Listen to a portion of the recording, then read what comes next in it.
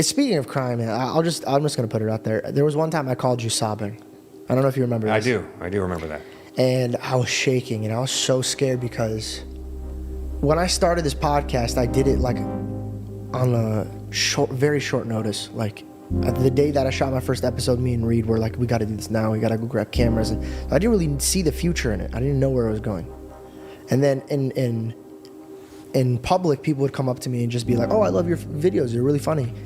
And now people are coming up to me in a very, very different way. A very, very different way. And I feel like I'm not worth it.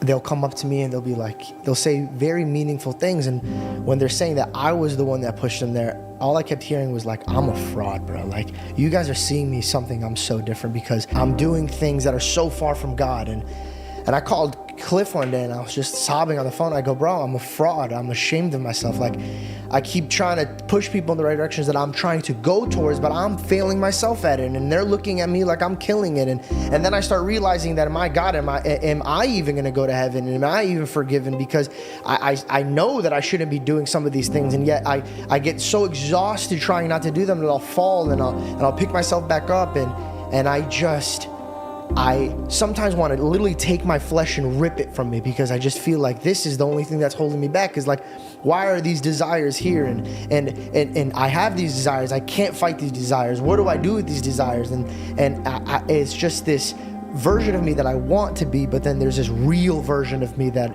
I'm very scared of putting in front of God. And so like, it gets overwhelming. And now I understand why people don't even want to talk to God, because it's in a mountain that it's like impossible to climb. And even if I do climb it, it's like I really want to be climbing that mountain right now. And I really don't even want to be here right now. And I'm lying to you if I say that I want to be here. And I'm just, forgive me because I am trying to stop swearing, but I'm full of shit. And I am a garbage human being.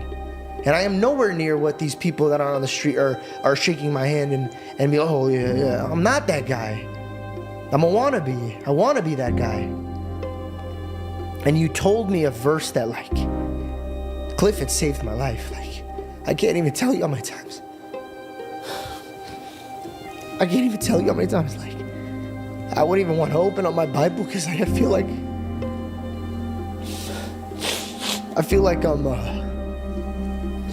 I'm the Pharisee. Like, I'm the guy that when God sees, he's like, yo, you love me with your lips, but you're so far away from me with your heart.